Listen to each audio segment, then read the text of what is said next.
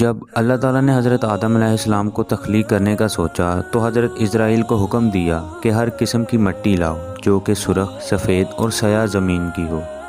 اور جب یہ مٹھی بھر مٹی مکہ اور طائف کے درمیان رکھی گئی تو اللہ تعالیٰ نے اپنی باران رحمت کی مدد سے مینہ برسایا اور اپنی قدرت سے حضرت آدم علیہ السلام کا پتلا بنایا اور 40 برس تک وہیں پڑا رہا۔ اور جب اللہ کی قدرت نے چاہا تو روح کو حکم دیا کہ حضرت آدم میں داخل ہو جا، لیکن روح نے خاک کثیف میں داخل ہونے سے انکار کر دیا اور حکم ہوا اے جان داخل ہو اس بدن میں۔ تو روح حضرت آدم علیہ السلام کے سر مبارک کی طرف سے داخل ہوئی۔ جس جگہ روح پہنچتی گئی وہاں مٹی کا بدن گوشت اور پوست میں تبدیل ہوتا گیا۔ جب روح سینہ مبارک میں پہنچی تو حضرت آدم نے اٹھنے کا ارادہ کیا مگر وہی زمین پر گر پڑے۔ اسی لیے اللہ تعالیٰ نے قرآن مجید میں ارشاد فرمایا ہے کہ اے انسان تو جلد باز ہے، اور اسی وقت حضرت آدم کو چھینک آئی اور اللہ کے حکم سے الحمدللہ کہا، اور اللہ نے اس کے جواب میں یا رحمک اللہ کہا۔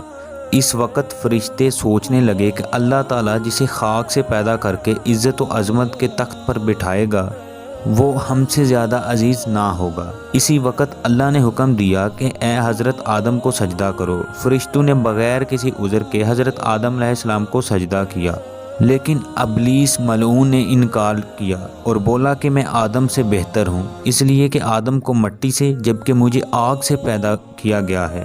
اسی وجہ سے شیطان کو فرشتوں سے نکالا گیا۔ اس وقت حضرت آدم علیہ السلام وحشت میں رہنے لگے، لیکن اسی وقت خواب نے آپ پر غلبہ کیا۔ خواب میں حضرت آدم کو اللہ تعالیٰ نے اپنی قدرت سے حضرت حوا علیہ السلام کو پیدا کیا۔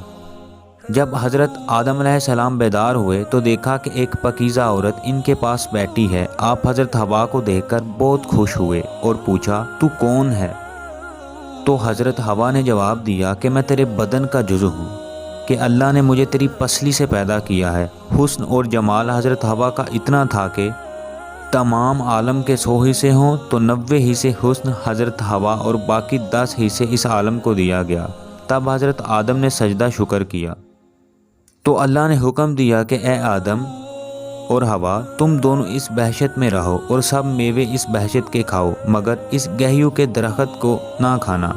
ابلیس کو جب فرشتوں سے نکالا گیا تو اس کے خون میں حسد شعلے مارتا تھا، تو اس نے طاؤس سے دوستی کی اور کہا کہ میری دوستی کا حق تیرے اوپر ثابت ہے، کیونکہ پہلے طاؤس اور ابلیس ایک ہی مکان میں رہتے تھے۔ اور ابلیس نے طاؤس سے کہا کہ مجھے اپنے بازو پر بٹھا کر بہشت میں لے جاؤ تاکہ میں اپنے دشمن سے بدلہ لے سکوں۔ طاؤس نے اس بات سے انکار کر دیا اور کہا کہ تم یہ بات سانپ سے کیوں نہیں کہتے؟ تب شیطان سانپ کے پاس گیا اور اس پر اپنے فریب سے منتر کیا۔ سانپ ابلیس کو منہ میں لے کر بہشت لے گیا۔ ابلیس بہشت میں حضرت آدم اور حوا کے پاس گیا اور رونا شروع کر دیا۔ حضرت آدم اور حضرت حوا علیہ السلام نے پوچھا کیوں روتے ہو؟ تب شیطان نے کہا کہ مجھے تم پر ترس آتا ہے کہ تم اس بہشت سے نکالے جاؤ گے اور تم سے بہشت کی تمام نعمتیں چھین لی جائیں گی اور تم موت اور حیات کا مزہ چکھو گے۔ اس سے یہ دونوں بہت غم زدہ ہوئے۔ تو ابلیس نے کہا کہ اگر میرا کہنا مانو تو ایک درخت بتاؤں، اگر تم اس کا تھوڑا سا میوہ کھا لو گے تو ہمیشہ زندہ رہو گے اور موت کبھی نہ آئے گی۔ حضرت آدم علیہ السلام نے پوچھا وہ کون سا درخت ہے؟ شیطان نے کہا یہ وہی درخت ہے جسے اللہ نے کھانے سے منع کیا ہے۔ تو حضرت آدم علیہ السلام نے انکار کر دیا اور کہا کہ مجھ سے خدا کی نافرمانی نہیں ہوگی۔